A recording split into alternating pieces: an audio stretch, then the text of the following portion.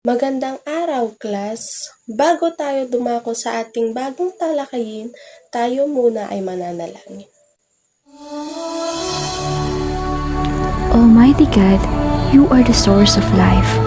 We thank you for all the blessings you have given to us. Thank you for giving us another day to learn something new. Clear our mind and help us focus. Guide us and our teacher as we study and create new learning experiences. We pray in the name of Jesus Christ. Amen. Bago kayo umupo, class, ay maaari nyo bang ayusin ang mga upuan at pulutin ang mga nakakalat. Ayan, maaari na kayong umupo. Kamusta ang lahat, class? Handa na ba kayong makinig sa ating bagong aralin? Ayan, mabuti naman kung handa na kayong makinig. Margie, may lumiban ba sa ating klase ngayon? Yan, mabuti naman at walang lumiban at walang mahuhuli sa ating talakayan ngayong araw. Maaari mo bang basahin ang ating alituntunin, Trisha?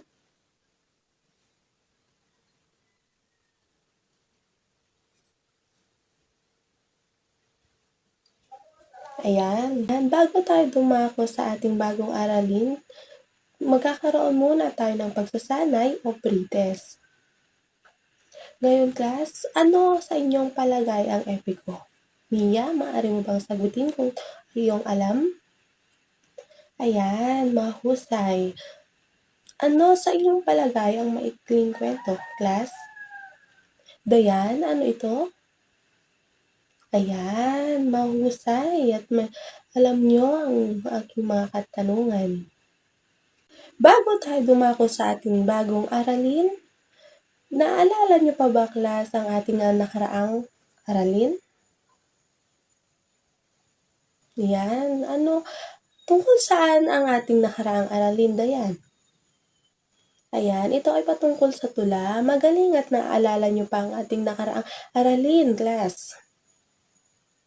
Ayan, bago tayo dumako sa ating bagong aralin, ay magbibigay muna ako ng halimbawa at tukuyin nyo ito kung saan kabilang sa epiko ba o sa maikling kwento, class.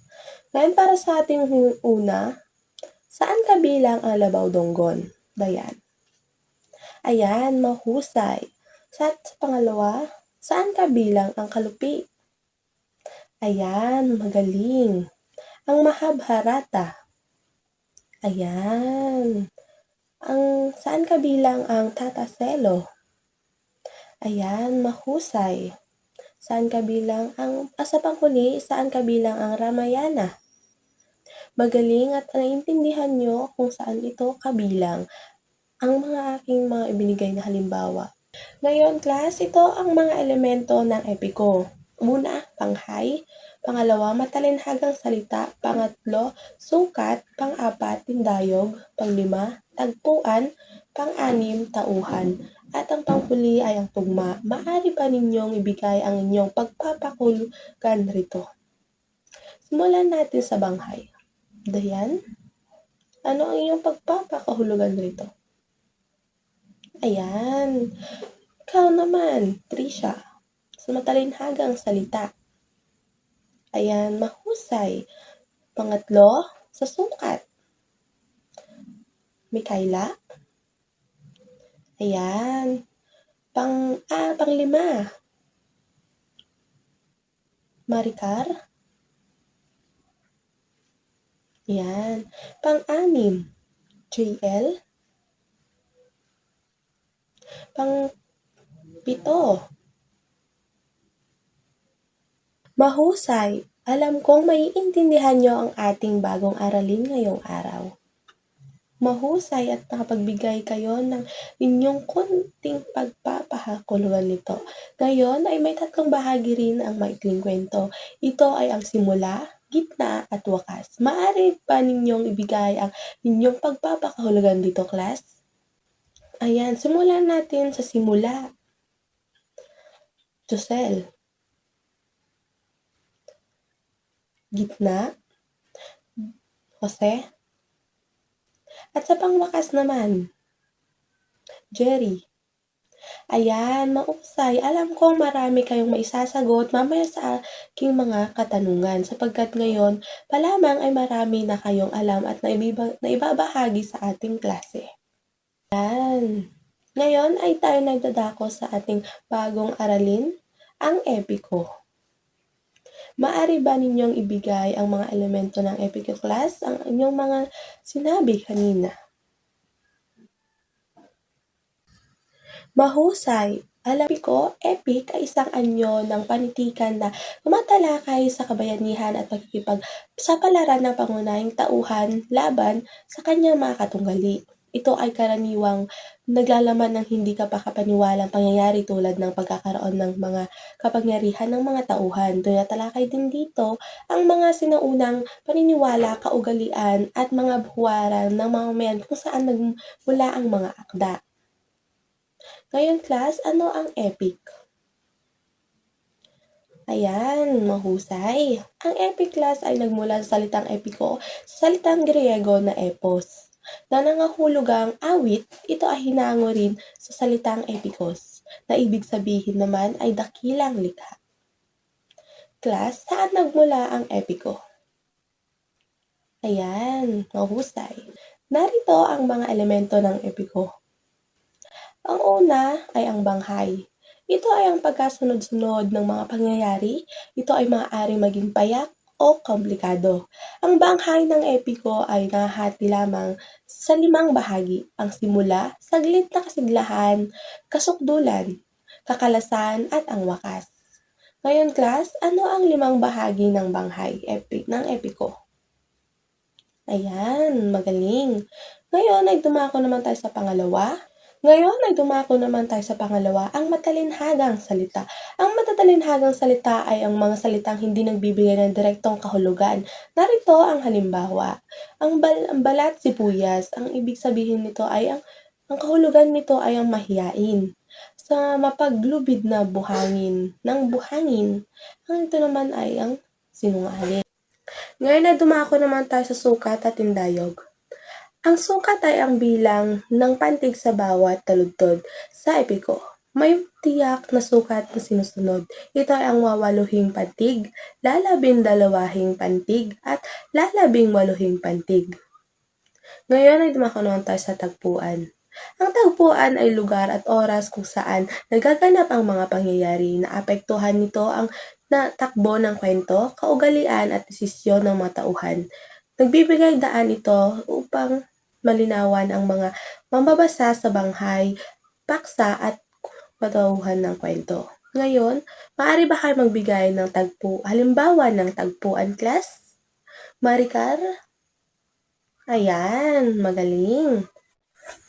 Ngayon ay dumako naman tayo sa tauhan. Ang mga tauhan ay siyang ibibigay ng buhay sa epiko sa mga daling salita. Ang tauhan ay mga kumikilo sa akda sa epiko. Ang mga tauhan ay karaniwang may taglay o angking kapangyarihan. Ngayon, dumako naman tayo sa tugma. Ang tugma ay laging matatagpuan sa huling pantig ng bawat taludtod. Ito ay ang pagkakasintunog ng mga pantig sa dulo ng salita.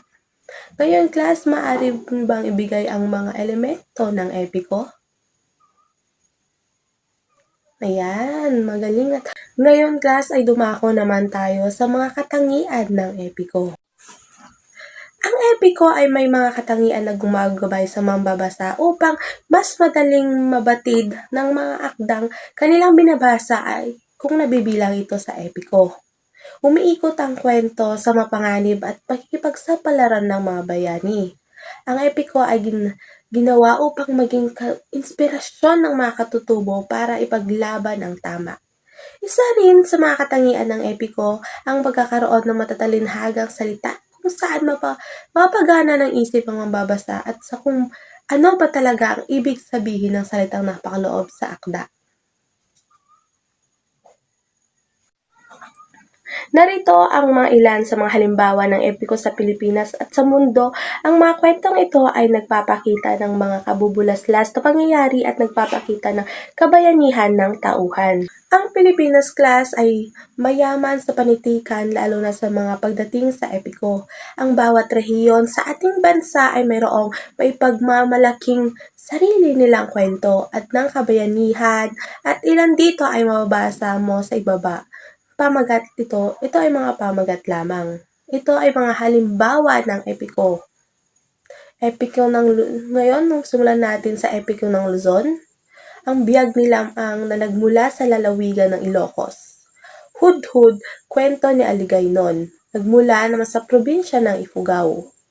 Ibalon, sa Bicol. Kudaman, ito naman ay sa Palawan. Ang Maninimbin, ito naman ay nagmula din sa Palawan. Ulalim ay nagmula sa Kalinga. Ang Humadap noon, Epic from Panay. Ang ito naman ay panghuli ay Hinilawod. Sa Panay din ito. Narito rin class ang mga epiko ng Visayas. Una ay Silabaw Donggon, pangalawa Maragtas. Ito class ay yung dalawang epiko ng Visayas. Ito naman, dumako naman tayo sa epiko ng Mindanao. Una, si Bantugan. Pangalawa, si Darangon. Pangalawa, si Darangan, Maranao. Pangatlo, si Indarapatra at Sulaiman, Maguindanao. Agyu, Bidasari, o Laging, Bukidnon. Sandayu, Zamboanga. Tubulol, Tuwan, Uliningan, Ulod. The Epic of Gilgamesh, The Iliad and the Odyssey, Gresya. Mahabharata, India. Beowulf, Inglaterra. The Song of Roland, Francia. Sundiata, Ramayana, India. Ngayon, class, naintindihan nyo ba ang epiko? Ngayon, tayo naman ay dadako sa maikling kwento. Ang maikling kwento ay isang masining na anyo ng panitikan na naglalaman ng isang maiksing salaysay tungkol sa isang mahalagang pangyayari na kinakabilangan ng isa o ilang tauhan. Nagiiwan ito ng isang kakintalan sa isip o nagiiwan ng aral sa mambabasa. Si Dio Gracias A. Rosario ang tinaguri ang ama ng kwentong Tagalog. Class, sino ang tinaguri ang ama ng maikling kwentong Tagalog? Ayan, magaling. Kahit ano ay maaring paksain ng kwentista o manunulat ng maikling kwento, maaring ito ay hango sa mga pangyayari sa totoong buhay at maaari ding ito ay patungkol sa kabalalaghan, mga bagay na hindi may paliwanag ng kaalaman. Ayon kay Edgar Allan Poe, ang maikling kwento ay isang akdang pampanitikang likha ng guni-guni at salagimsim na salig sa buhay na aktwal na naganap o maaring maganap. Mayroon tayong halimbawa ng maikling kwento dito. Maaari mo bang basahin, Jen?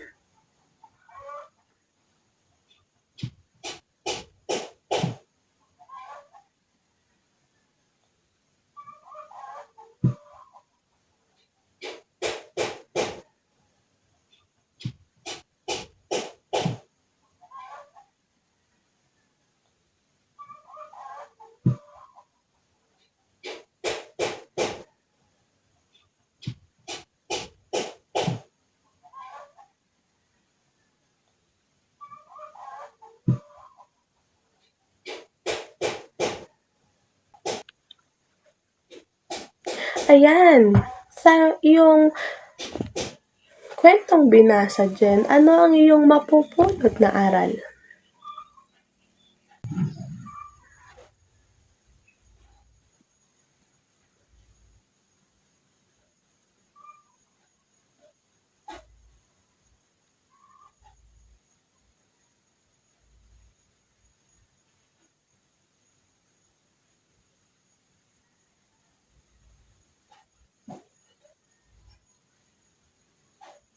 Mahusay, class, inyong ang palakpakan ang inyong mga sarili. Ngayon tayo naman ay dumako sa mga elemento ng maikling kwento. Ilan ang may elemento ng maikling kwento, class? Christine, maaari mo bang ibigay ang 11 elemento ng maikling kwento?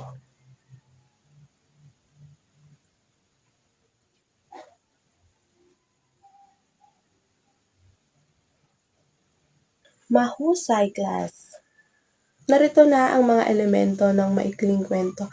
Una ay ang panimula. Dito nakasalalay ang kawilihan ng mga mambabasa.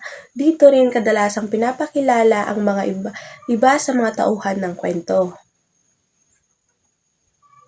Pangalawa ay saglit na kasiglahan.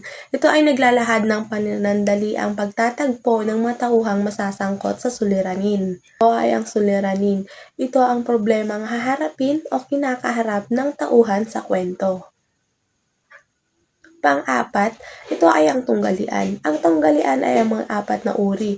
Tao laban sa tao, tao laban sa sarili, tao laban sa lipunan, tao laban sa kapaligiran o kalikasan. Maaari ka bang magbigay ng tao laban sa tao? Ayan, maaari ka bang magbigay ng isang halimbawa ng tao laban sa lipunan? Dayan? Ayan, magaling. Ngayon ay dumako naman tayo sa panglima, ang kasukdulan. Sa kasukdulan, makakamtan ng pangunahing tauhan ang mga katuparan o kasawian ng kanyang ipinaglalaban. Ngayon, sa pang-anim naman, ay ang kakalasan. Ito ay ang tunay na wakas ng kwento. Pito, ito naman ay ang wakas. Ito ang resolusyon o ang kahihinatnan ng kwento. Pangwalo, ito ay ang tagpuan. Dito nakasaad ang lugar na pinangyarihan ng mga aksyon o ay mga aksidente. Kasama din dito ang mapaunahing kung kailan naganap ang kwento. Tayo sa paksang diwa. Ito ay ang pinakakaluluwa ng maikling kwento. 10, ito naman ay ang kaisipan. Ito naman ang mensahe ng kwento. At ang panghuli, ito ay ang banghay. Ito ay ang mga pangyayari sa kwento. Ngayon, class, maaari nyo bang ibigay ang mga elemento ng maikling kwento? Ayan, magaling. Naman ay dumako sa bahagi. Ngayon tayo naman ay dumako sa mga bahagi ng maikling kwento. Maaari nyo bang ibigay ang 3 bahagi ng maikling kwento, class? Ayan, magaling. Ngayon, class, tayo naman ay dadako sa 3 bahagi ng maikling kwento. Ito ay ang simula, gitna, at ang wakas. Simulan natin sa simula. Dito kabilang sa simula ang mga tauhan, tagpuan at suliranin. Sa mga tauhan, naglalaman kung sino-sino ang mga sasagip sa kwento at kung ano ang papel na nagaganapin ng bawat isa. Pangalawa, sa gitna. Ang gitna ay binubuo ng saglit na kasiglahan, tunggalian at kasukdulan. Ang saglit na kasiglahan ang naglalahad ng panandaliang tatagpo ng mga taong masasangkot sa suliranin. At ang panghuli, wakas.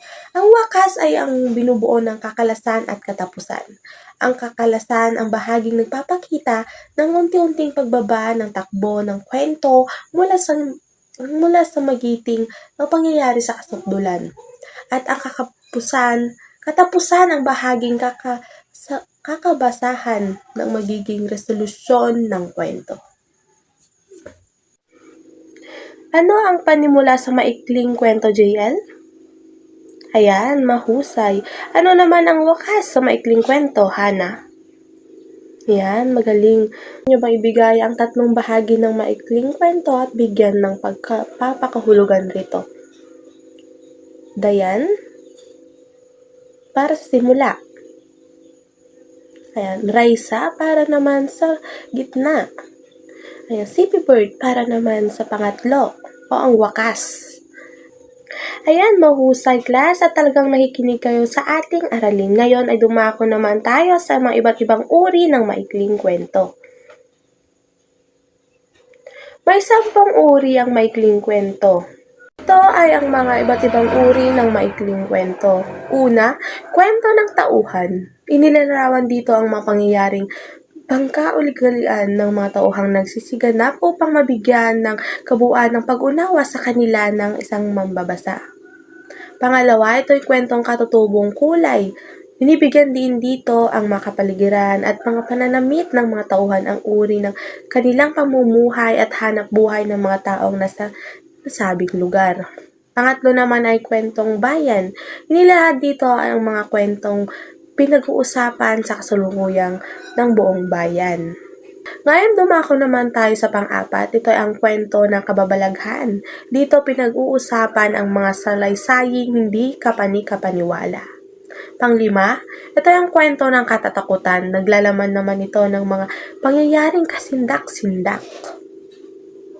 Pang-anim, ito yung kwento ng madulang pangyayari. Binibigyan din dito ang mga pananabik at mahalagang pangyayari. Nagkakapagpapaiba o nakapagpabago sa tauhan. Ngayon, dumako naman tayo sa kwento ng psikolohiko.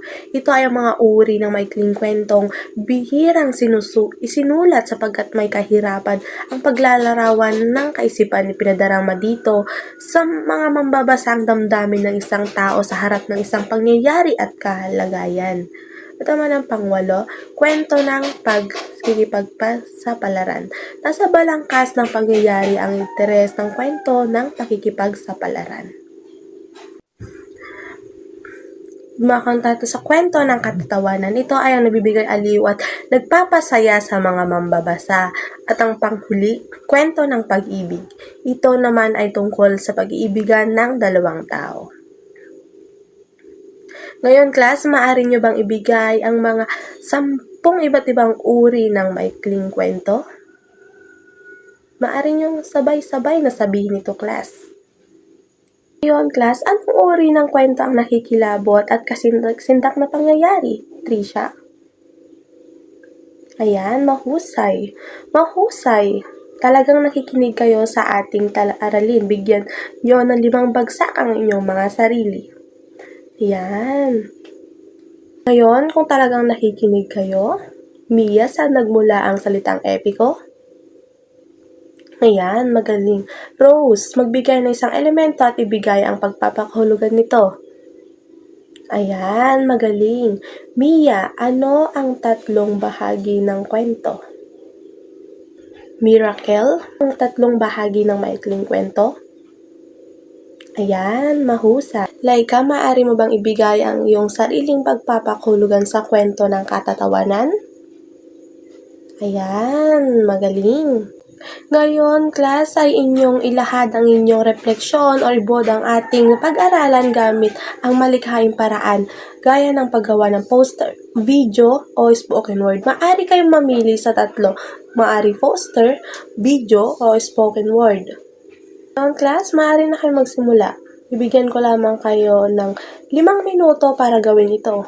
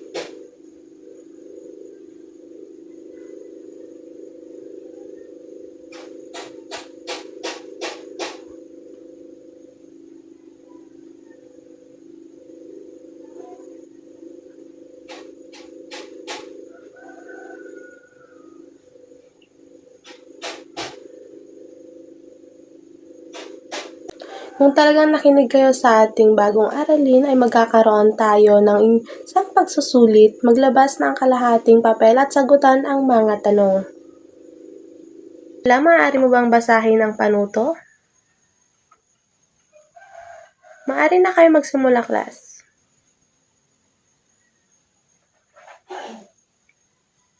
Sabihin nyo lamang kung tapos na at dadako na tayo sa pang-apat na tanong.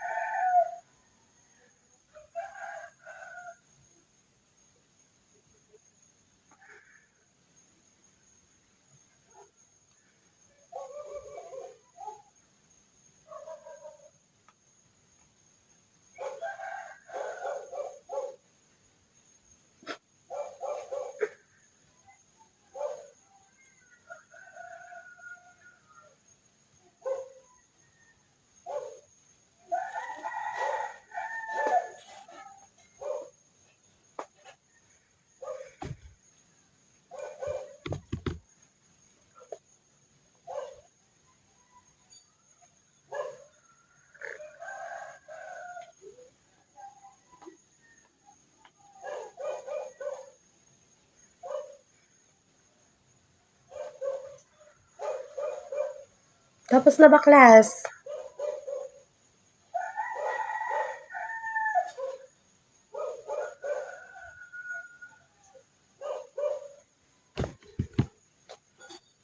Yan, ito ang pang-7, 8 at 9 na tanong.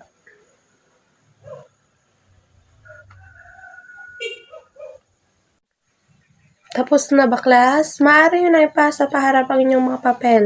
Ngayon, class, para sa inyong takdang aralin, maaari nyo na lang ito isulat o kuhanan ng litrato. Gumawa ng sariling bersyon ng epiko, maikling kwento sa anyo ng comic strip o sanaysay. Maaari nyo sa akin ipasa bukas, class, ang inyong takdang aralin. Sana'y may natutunan kayo sa ating bagong aralin ngayong araw, class. Maraming salamat at paalam, class.